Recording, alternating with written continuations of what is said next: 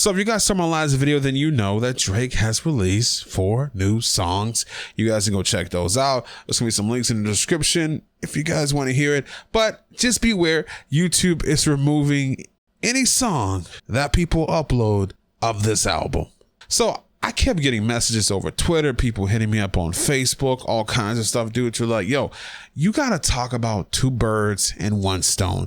Now, as I told you guys in the last video, I heard rumblings that Drake was going at Pusha T and Kid Cudi.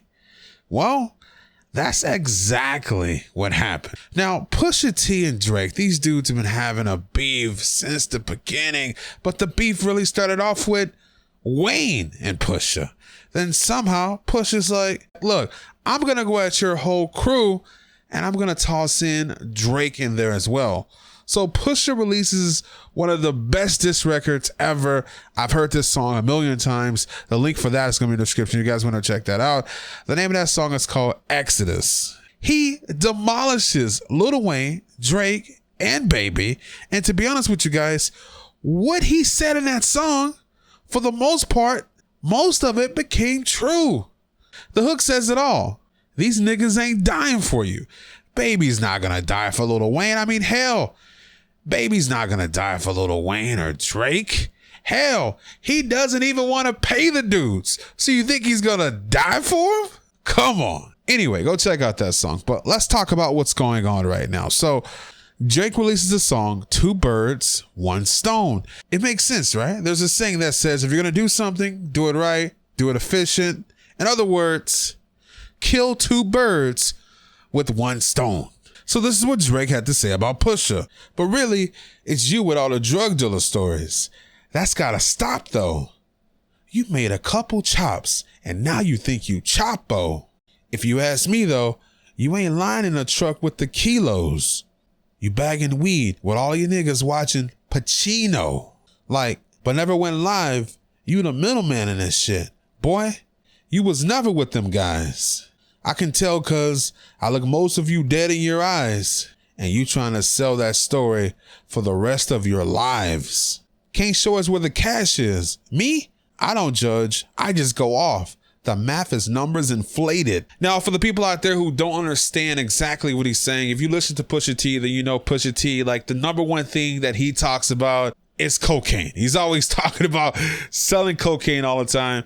So Drake is just going at him saying, look, man, I don't believe all this cocaine talk you're talking about. Like, oh, you talking about you selling the white and this and that. Like, I don't believe it. I believe that you were nothing more than a dude that was selling weed. And you tried to make yourself look to be this big time El Chapo guy. Because I mean, listen, man, you listen to most rappers, right? They're talking about selling cocaine. They make themselves out to be El Chapo. And listen, there's only one El Chapo. Of course, I mean, there's some big time drug dealers that are still living it today. But what I'm saying is there's very few of these people.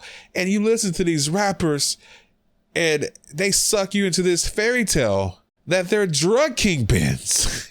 And it's like, how? Now, this is what he had to say about Kid Cudi. Now, if you guys remember the situation that happened there, Kid Cudi called out Kanye West and Drake. He's like, look, Drake and Kanye got 20 dudes in the room that write for them. He's like, they don't mess with me. I don't mess with them. They basically used me. Like, he was just spilling all of the beans. Now, that day, Kanye West went off on Kid Cudi. And that kind of hurt me, man. I'm like, God damn, I don't like seeing Kanye West and Kid Cudi fighting. Like, it was horrible watching that because I love both of those guys, right? Then eventually Kanye West did apologize. I don't remember Kid Cudi apologizing, but he went to rehab. I mean, the guy said he was having suicidal thoughts, so he checked himself into rehab, and that's where it's at right now. Now, Drake is dissing a guy that's in rehab, and this is what Drake had to say. You were the man on the moon. Now, that reference right there stems from Kid Cudi's debut album, which is The Man on the Moon. Then Drake went on to say, now you just go through your phases. Life of the angry and famous. Rap like I know I'm the greatest. Then give you the tropical flavors. still never been on a hiatus. Drake is like, look, man, I've been running this. I haven't left yet. Like, Drake has been running this thing, since 2009? Hasn't stopped yet, man. At the time, Lil Wayne, sales-wise, was the #1 rapper. Then Drake just took over, man. And he hasn't stopped. Drake then went on to say, you stay zen and perked up. So when reality set in, you don't gotta face it. Now, when he says, look, you stay zen and perked up, he's basically saying, look, man, you stay so drugged up so you don't have to deal with the reality of what's going on. And as you guys can see, Kid Cudi checked himself into a mental institution. The dude's in rehab right now because of suicidal thoughts. So I guess what Drake is saying there, it's true, man. Kid Cudi has came on and said that he's had heavy drug use. Pretty soon, I predict Pusha T to come out with a diss record. Now, Drake is crazy, man, because like this dude has so many freaking enemies, and one by one, he keeps dissing them all. I mean, you've seen him go at Meek Mill, you've seen him go at Common, you've seen him go at Joe Buttons, you've seen him take shots at Jay-Z. I even called out that he was taking shots at Jay-Z, and people were like, Drake and Jay-Z are friends. Come to find out, they're not friends. Was that 50 that said, these industry dudes know how to pretend? So basically, they're saying that they're friends with everyone, but in all reality, they're not.